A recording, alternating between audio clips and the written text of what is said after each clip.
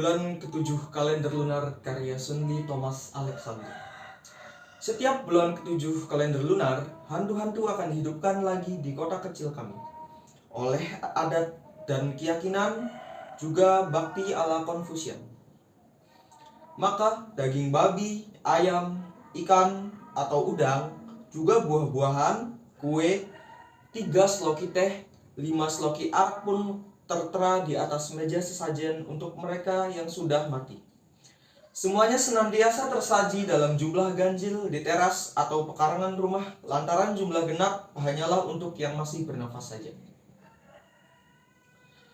Mereka yang sudah meninggal lama seperti kakek nenekku pun bakal kembali bertandang dari alam roh.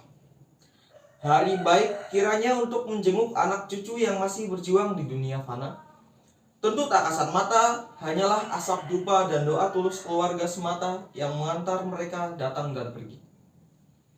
Lalu setelah mereka kenyang bersantap hidangan dunia yang dirindukan, dibakarlah uang akhirat serta pakaian dan sepatu kertas dalam tempayan.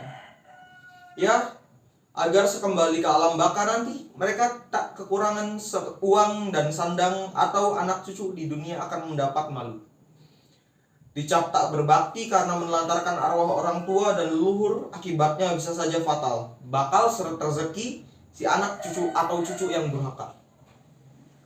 Pernah aku bertanya pada ibuku, benarkah semua hidangan itu bisa disantap oleh orang mati? Dan apakah pakaian dan sepatu kertas yang dibakar itu sungguh-sungguh dapat diterima oleh kakek dan nenek, Bu? Apa maksud kamu nanya begitu? Jawab ibuku dengan mata lebar. Namun ayahku kemudian menjelaskan sambil mengunung senyum. Orang-orang mati itu hanya bisa menyantap saripati makanan, nak. Dan tentu saja barang-barang di dunia fana ini baru bisa mereka gunakan kalau sudah mengabuk, kata ayahku. Sudahlah, kau tak usah terlalu banyak tanya. Aku juga tidak tahu kenapa begitu. Aku jadi membayangkan betapa semeringahnya wajah arwah kakek dan nenekku dengan pakaian dan sepatu baru mereka.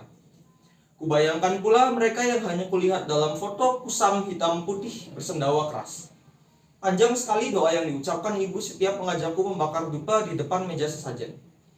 Dimohonnya agar arwah kakek dan nenek selalu memperhatikan keluarga dari alam sana, membantu kelancaran rezeki, juga menjaga diriku. Hanya saja, aku si anak Bandung selalu celingak-celinguk melirik buah-buahan yang tersaji di atas meja. Apel, jeruk, pir yang besar-besar itu memang begitu menggoda, kendati kotor oleh abu dupa.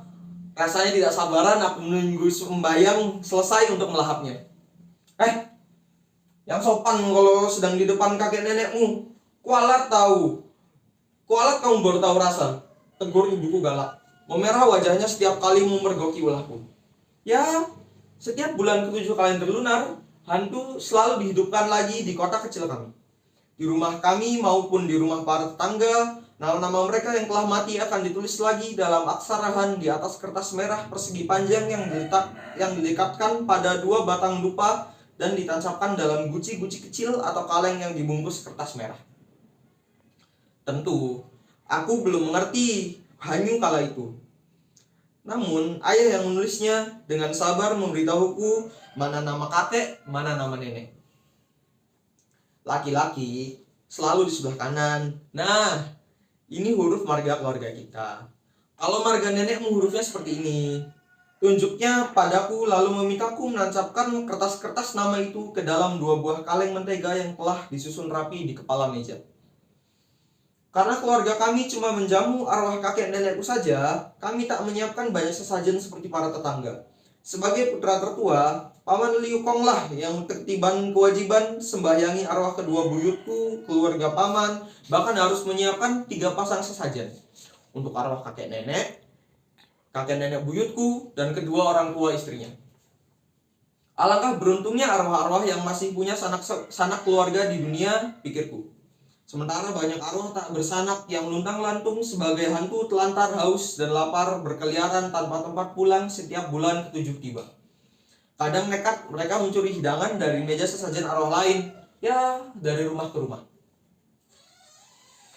Karena itu, Bertempat di halaman kelenteng yang luas, setiap tahun pada puncak bulan ke-7 kalender lunar, beragam sesajen akan disajikan secara berlimpah di atas lapak-lapak kayu bagi para arwah malang yang tak berumah, tak bersanak itu. Agar mereka tak lagi menjadi arwah penasaran dan mengganggu baik yang hidup maupun yang mati. Ya, hari ke-15 bulan ke-7, festival para hantu, hari raya orang mati. Lihatlah bagaimana orang-orang kaya berlomba-lomba bersedekah. Berebutan mereka mencari pahala dengan mendermakan uang, bertonton kertas, berkarung buah dan sayur mayur, hingga berpeti-peti bir untuk menjamu arwah-arwah itu. Sebab, kata ibuku, tak cuma para fakir miskin, jompo, dan anak-anak yatim di dunia fana yang berhak menerima santunan, tetapi juga para arwah di alam baka. Sebuah replika kapal layar dari kertas dan bambu pun dibuat untuk mengantar para tamu yang tak kasat mata itu pulang pergi antara 2 malam. Kapal hantu itu megah dan indah, teronggok di tengah halaman kelenteng, tampaknya dibuat dengan telaten oleh tangan-tangan yang cukup terampil. Paling tidak, setiap diajak ayahku melihat ritual Ciong Siku, aku selalu terpana melihat kapal layar berukuran besar itu. Semoga arwah-arwah itu mengingat budi baik kita, tak lagi mengusik, justru membantu pelajaran rezeki kita. Tukas Paman Chen, seorang teman ayah yang ikut menyumbang 100 kg beras, demikian ku ingat suatu ketika. Waktu itu, ayahku hanya tersenyum saja. Namun terkadang, kendati ritual telah digelar sampai tengah malam, ada saja arwah yang jahil yang masih mengganggu keseimbangan 2 dunia. Itu sebabnya sebuah boneka Tai Seja Dewa Akhirat akan dibuat dan didirikan di tengah gelaran sesajen untuk mengawasi semua hantu yang datang ke perjamuan agar mereka tak berbuat onar. Boneka itu menjelang tinggi dengan pakaian kebesaran seorang raja. Wajahnya hitam menakutkan dengan lidah merah berjulur panjang dan sepasang mata melotot besar. Di tangan kanannya tergenggam sebatang kuas dan di tangan kirinya terbuka sebuah buku tebal.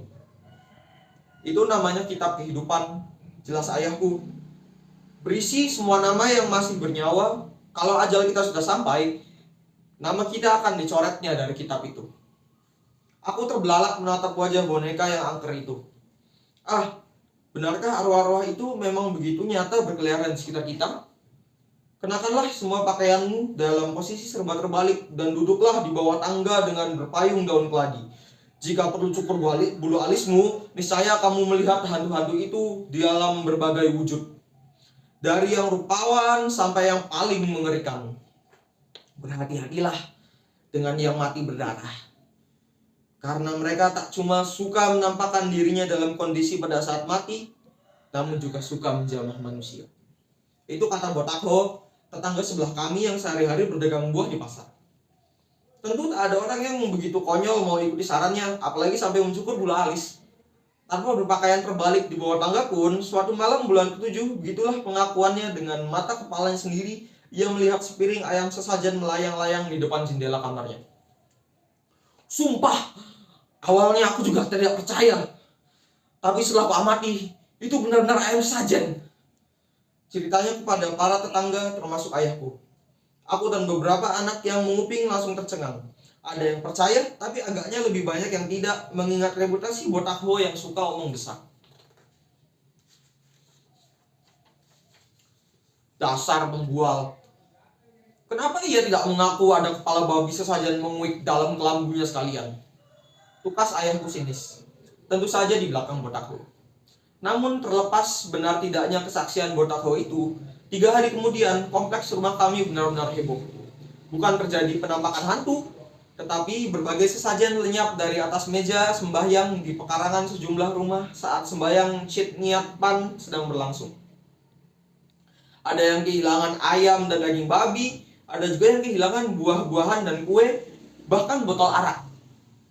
Ibuku sendiri kehilangan senampan besar daging babi, padahal ia baru 10 menit tinggalkan meja sembahyang karena adikku menjerit-jerit minta dibuatkan susu.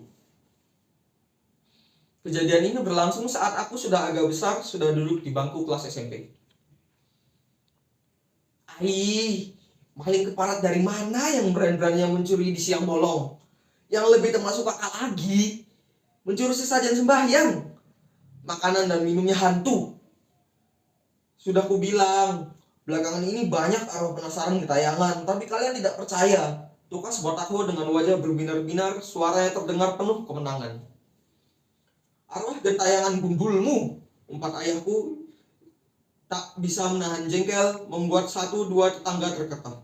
Wajah botak Ho menjadi merah padam, langsung ia berbalik badan dengan mulut berkomat-kamit tanpa suara. Dan selepas itu, selama beberapa waktu tak terdengar lagi ia bicarakan hal aneh-aneh. Namun 2 minggu kemudian, ketika sejumlah tetangga kami akhirnya memutuskan memanggil Tai Pak dan para Tungse untuk membersihkan rumah botak Ho, kembali terlihat begitu sibuk. Dengan gesit, ia memperkenalkan dan menghubungi para perantara dewa itu, seolah-olah dirinya yang paling tahu Tai Pak mana saja yang ilmunya masin dan siapa saja Tungse yang dewanya paling ampuh di seluruh daerah Belinyu. Tentu, seperti katanya, ia tak perlu diberi imbalan apa-apa atas bantuannya. Hanya saja orang-orang jadi tidak enak hati jika tidak membeli buah-buahan jualannya yang diperlukan untuk sesajen. Begitulah pada penghujung bulan ke-7 itu, dewa-dewa dan Tai Pak Kung pun diundang ke alam fana untuk mengusir para arwah yang suka mengganggu. Ini tentunya tontonan yang sangat amat menarik bagiku dan anak-anak sebaya lainnya. Demikian pula bagi sebagian orang dewasa. Terpukau-pukau kami menyaksikan bagaimana dewa-dewa yang merasuki tubuh para Tungse pengikutnya itu memainkan jurus-jurus toya, tombak, dan pedang.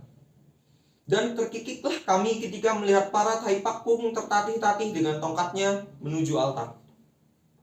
Setelah air berisi mantra dewa disemburkan oleh para Tai Pak dan Tungse, dan setelah bermacam fu ditempel di abang pintu, apakah para arwah jahil memang berhasil dihalau dari pintu rumah dan toko? Hanya kurang lebih seminggu usai ritual tatung itu dilaksanakan di sejumlah kelenteng dan rumah, Kim San, istri muda botak Ho yang baru berusia 22 tahun, berlari keluar ke jalan sambil menjerit-jerit histeris dengan badan berbelitkan selembar handuk. Dijamin, dia menatapku, dijamin kamar mandi. Terbata-bata perempuan cantik itu menjelaskan saat ia berhasil ditenangkan oleh sejumlah ibu-ibu tetangga. Siapa yang menatapmu itu? Tanya ibuku sambil mengelus punggungnya. Wajah Kim San tampak seperti kertas, sekujur tubuhnya gemeteran. Mendiang istri pertama kau, mulutnya hitam berbusa, jawabnya dengan mata melebar, lalu teriak, lalu menggerung keras.